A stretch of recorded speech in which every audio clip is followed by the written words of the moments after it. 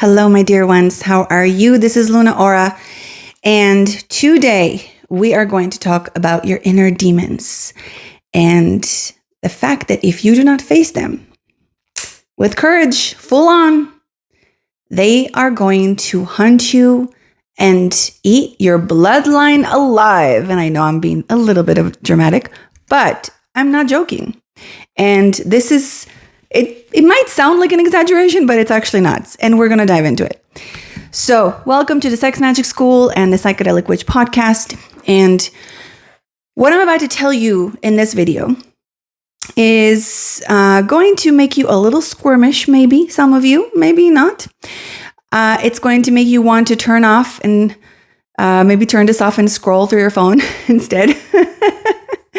But before you do, before you run back to the comfortable lie that you've been telling yourself, I need you to hear this.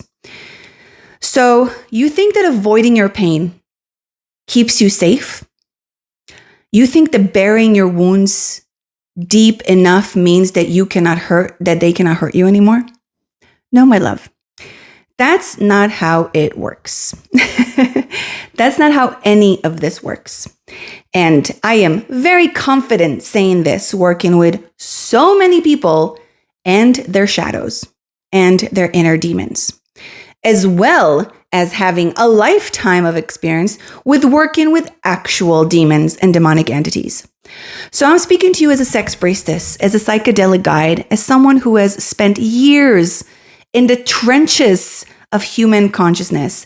And I've seen the same pattern repeat itself over and over again like a broken record from hell. Your unhealed trauma, it does not disappear when you ignore it. It transforms and it grows and it enhances. It shapeshifts.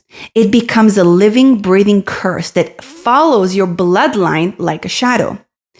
And if you don't face it, if you don't turn around and look that demon in the eyes, it's going to eat your children alive. And no, this is not being dramatic. This is real. Now, one of the reasons that I chose from a very, very young age not to have children, not to birth children into this world, although I've had many children in this lifetime, and I'm going to keep having many children because all the children are mine, and I'm doing all this work for the children and for their safety and happiness and to build a better world for them. And I don't need, per se, to birth a child to feel like it's my own. But you have to understand something.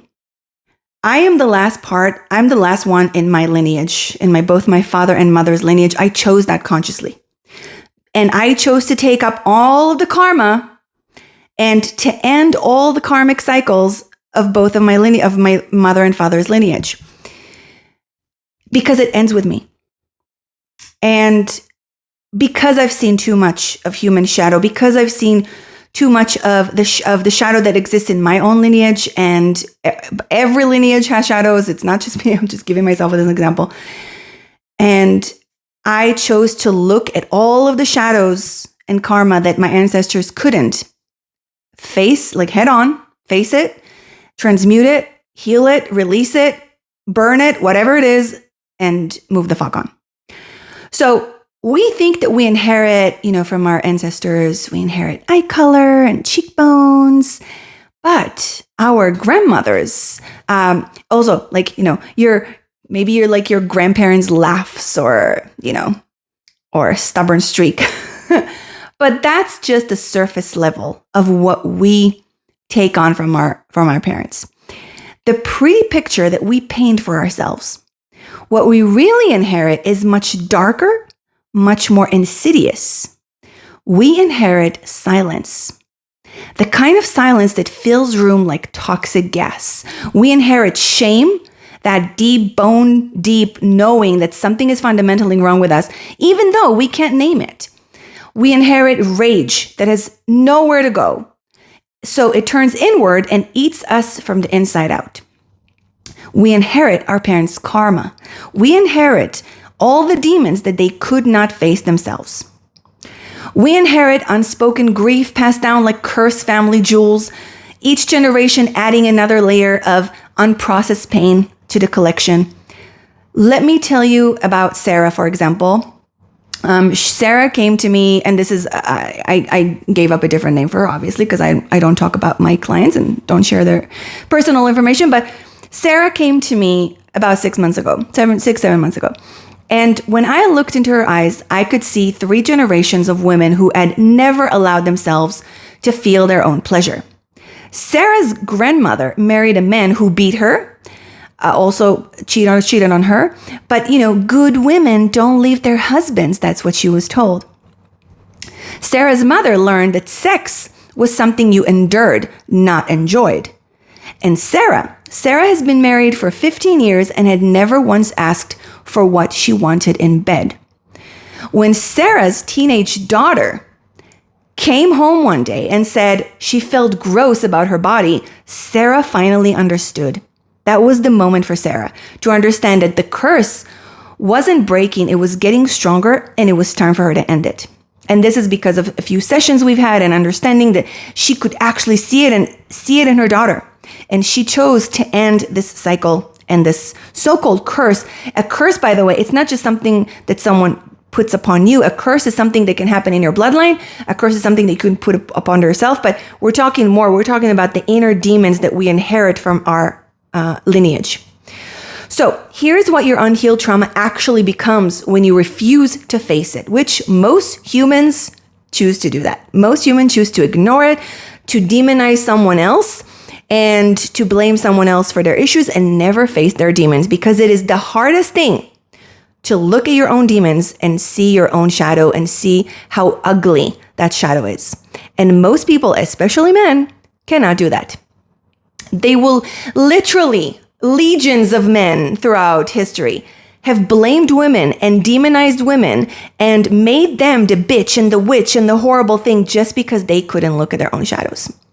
And as a woman, as a good witch, as a priestess, I say enough is enough. Women, men, all of us need to face our shadows, transmute them, and evolve. And that's why, by the way, I called my first book, Sex Magic Evolution, is because we need to evolve as humanity. We're not here to make the same mistakes that our ancestors did. We are here to do it better. All right? So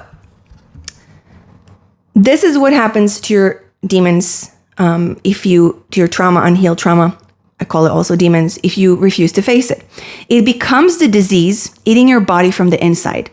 Yes, that autoimmune condition you cannot explain, or that pain in your back, or the chronic pain that no doctor can diagnose, your body is trying to speak the words your mouth refuses to say.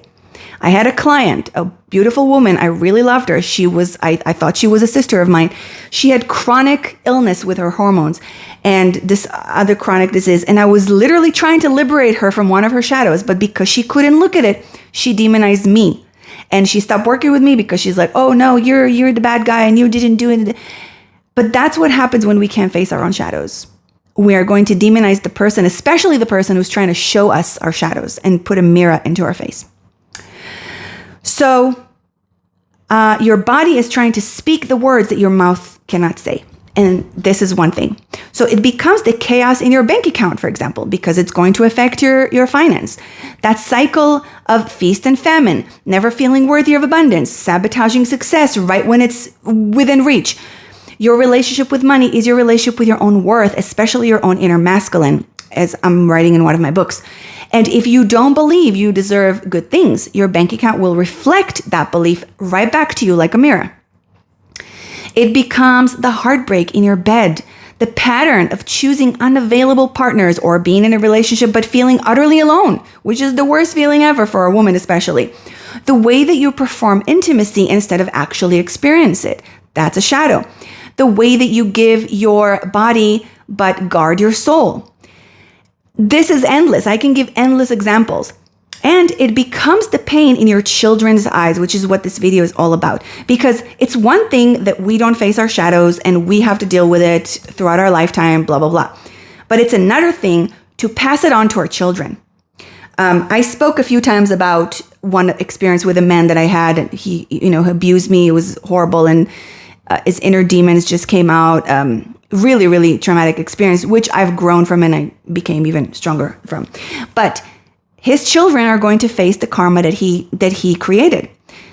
because of what he did to me. His children are going to actually have this karma, and they are going to take on subconsciously. This is not happening consciously.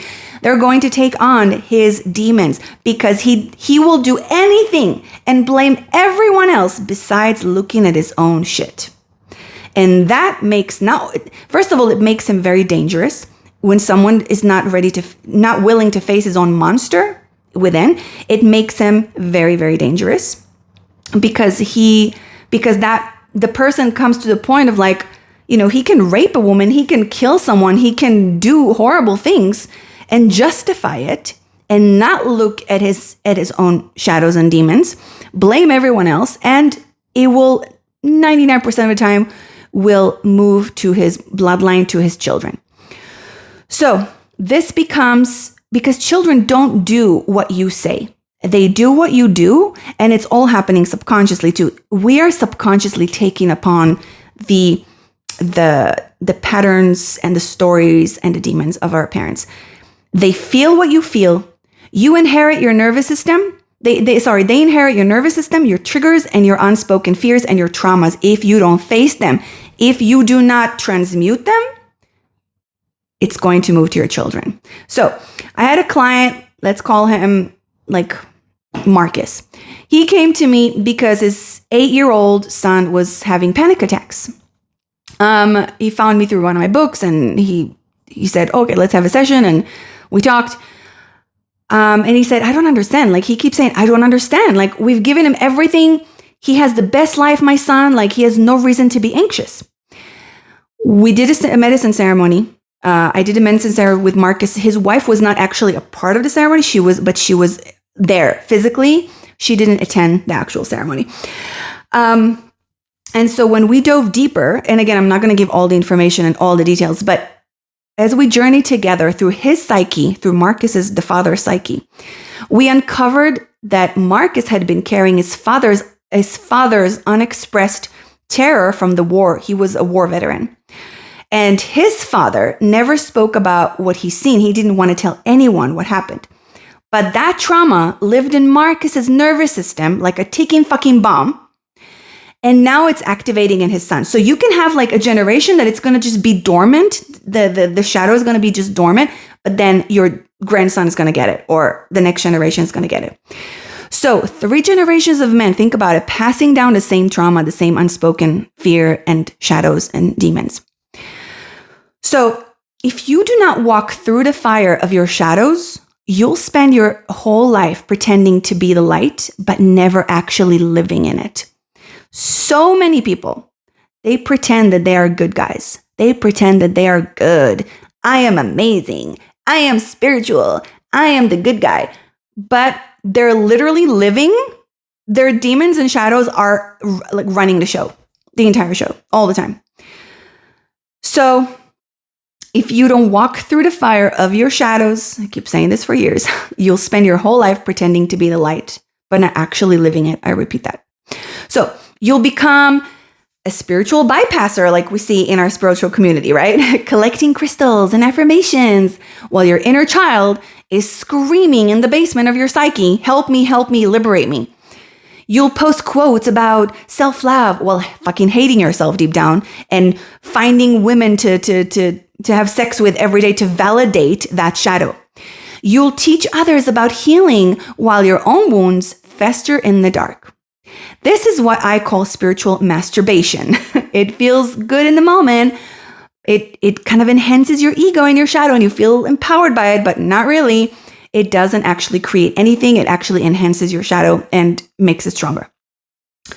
The real healing, the real transformation, it requires you to stop being the victim of your story and start being the hero. And that is a conscious choice that one has to make in their journey to choose to become the hero, never the victim. It requires you to descend into your own underworld, your subconscious. The feminine, the subconscious is the feminine within everyone, men and women. To face the parts of yourself that you've spent a lifetime running away from. Most people have built entire systems in their lives to run away from their shadows, to do anything to avoid facing their shadows. It is absolutely, it's sad. And I have to stress that again, it is dangerous. These kind of people are the dangerous ones. These kind of people are like seemingly the good guy in the community. They always help everyone and they're nice and they're like the hard worker, whatever. Like they will have some sort of a facade out there, but deep down they're a ticking bomb. And one day that ticking bomb is going to explode and he's going to be the most dangerous guy of them all. So I did... And again, this is for both men and women, this video, I must say, although I see in my work, I see more men this is happening to, because women, we have more tools, we have more support. We have, it's more naturally easier. It's not easy for women too, but it's easier to dive into subconscious because we are the subconscious. Women are the feminine force. And so it's easier for us to dive into our feminine side and our subconscious and look at our shadows, whereas for men, they are the consciousness, they are the masculine, and so it's harder for them to dive deeper. And plus, they don't have enough tools and enough healthy, sacred brotherhood to support them. Usually, they will have very toxic brothers and men around them, and they don't actually have the right support. So, which is why when I work with men, a sacred brotherhood is so important, and I urge every man who is a little bit conscious and loves women and wants to evolve to create brothers, to create circles of brothers to actually support each other and talk about all these things and have a safe space for men to process everything and to face all your shit. And hold each other accountable. Men have to hold each other accountable. We do not do that enough in our society. And that has brought us to this point right now. So, in my work as a psychedelic guide, in which in medicine ceremonies, I've held space for so many people as they've met their demons face to face. When you do work with me, it's not like with someone else in a medicine ceremony. We will not stop until you face your demon, and I will show you your demons head on. You cannot escape it working with me. That's why working with me is not for everyone. It's not for the faint of hearts. And let me tell you something. Those demons are not what you think that they are. So your demons are not your enemies. Although they look like it, they seem like it, they feel like it sometimes. Some of them are, yes. Sometimes I do work with people who have external demonic entities, which I extract and I cleanse them and I set them free from them, which is why I can't do a lot of ceremonies. It's a very taxing work for me. But your inner demons, your shadows, they are the guardians of your power. Once you face them and you liberate yourself from them, that's when you can be in your power. So there are these parts of yourself that got frozen in time, the parts that learned to protect you like the only way that they knew how. And for example, your rage, your rage is your life force. It's not something bad. It's your life force is trying to fucking move, but it's stuck somewhere because of a shadow, because of a story. And your shame, it's your innocence asking to be reclaimed again. Your fear is your intuition begging for you to listen to it. So your healing is not just for you, beautiful soul. And I'm going back to the lineage in your children. This is what they don't tell you in therapy because they don't know. What they don't teach you in the self-help books. Your healing is an act of spiritual rebellion against every force that wants to keep you small, that profits from your pain, that feeds on your fear. And there are many of these systems in our dimension and in our matrix. Your healing is an actual love letter to your future bloodline. When you do the work on yourself and face your demons, that's the best way you can show your children that you love them. The best way. And you don't have to say it in words, and they don't ever have to know you're doing this work. You're doing it with yourself and source. But they will know. It will be embodied in them. You're helping them to liberate themselves as well. You're not passing on your shit to your children.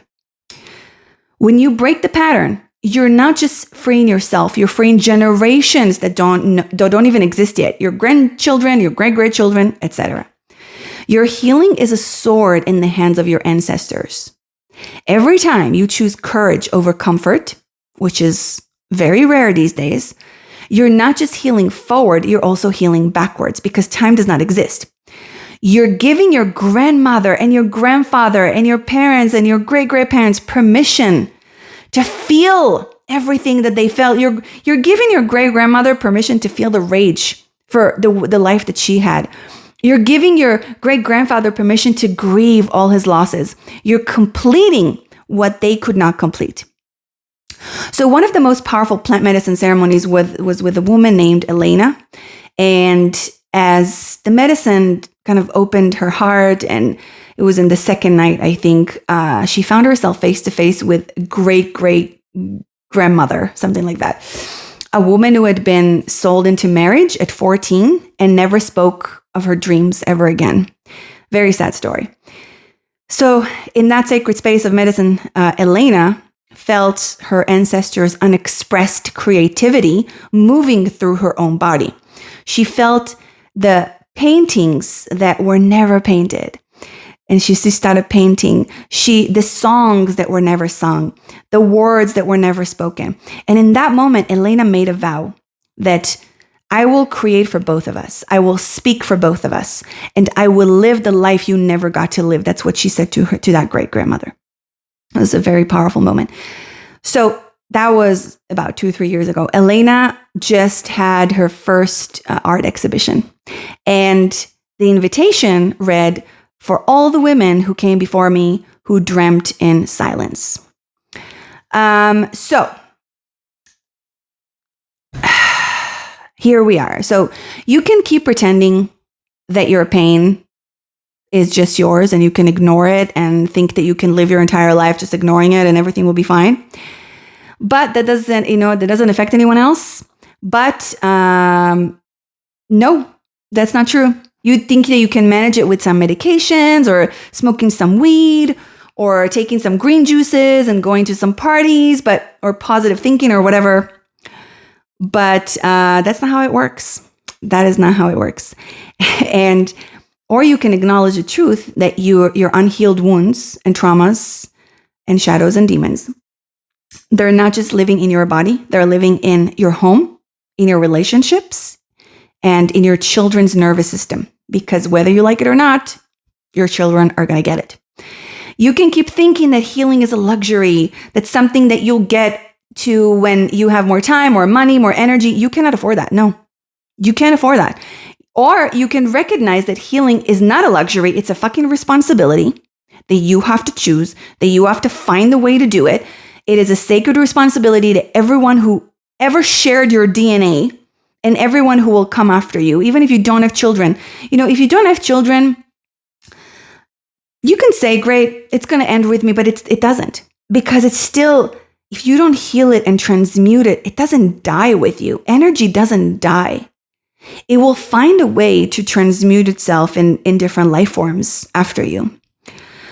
So you can walk through the dark and face the demon, or you can let it live in your house. The choice is yours. You can carry it. You can let it be carried to your children or to yourself in the next life, because it will. But understand this: if you choose avoidance and to escape it and to avoid it and run away from it, you're not just choosing for yourself. You're choosing it for your bloodline. You're choosing it for your children and your children's children. And they will have to face what you refuse to face. They will have to heal what you refuse to heal. And they will have to break the pattern that you refuse to break. So I am not here to shame you. I want to be very, very fucking clear. I am here to wake you the fuck up, because some people need a wake-up call. And I'm here to remind you that you are not a victim of your lineage. You are not a victim of things happening to you. We've all had traumas, and some of us had incredible traumas, but you're not a victim. You choose. And you are the one who can transform it. You just have to choose to do it. I'm here to tell you that your sensitivity is not a weakness. It's your superpower. Your ability to feel everything so deeply, that's what makes you capable of healing everything so completely. I am here to offer you my hand as you walk through this fire, because I've walked through my own fire and I know the way. And I've walked people through their own fires many, many times. Your demons are waiting for you, my love. Not to destroy you, but to give you back your power. Your bloodline is counting on you. Your ancestors are cheering on you. And your future self is calling you back home. The choice is yours. So what will you choose? I hope that this resonates with some of you, and I hope that it touched a part of your subconscious. My transmissions are not always to be logically understood, but they're to be felt. And I want to shake things up for you and wake you up on a deeper, deeper level. And so my name is Luna Ora. I am a sex priestess, a psychedelic witch. Please find my books. This is the first one, Sex Magic Evolution. You can find it on motherisrising.com. You can find all my books there. I have a couple of children's books, and if you haven't read, this is my smallest book, Igniting the Dragon. It's a very powerful book if you want to actually work with the energy of dragons. And I got my biggest book, from the smallest to the biggest, the Sex Priestess Manual. Huge. It'll take you a couple of years to finish it. But the thing about this book is that basically 3 of my sex magic books are self-initiation books, and you can take them in your own time. I recommend getting the 3 of them together: Sex Magic Evolution, the Sex Priestess Manual, and Symbols of Sex Magic, which is a lighter read, but it will give you so much understanding of the practices of magic and understanding symbols. So I wrote it in a very simple, basic way so that the subconscious of people can understand. Subconscious works on simplicity. That's why I don't make my book super complicated. I want it to actually work. So I'm not here to look like I'm super sophisticated. I want you to actually get the codes from these books. And so I love you so much. I will keep doing my part in always observing my own shadows. This is the biggest gift I can give to the world. And I will pray for the awakening of both men and women and children, and for us to create a safer world, because the goddess knows that we need it. Thank you so much for listening. Please subscribe, like, and share so I can continue making these videos and share the work of the temple. And may the goddess bless you all.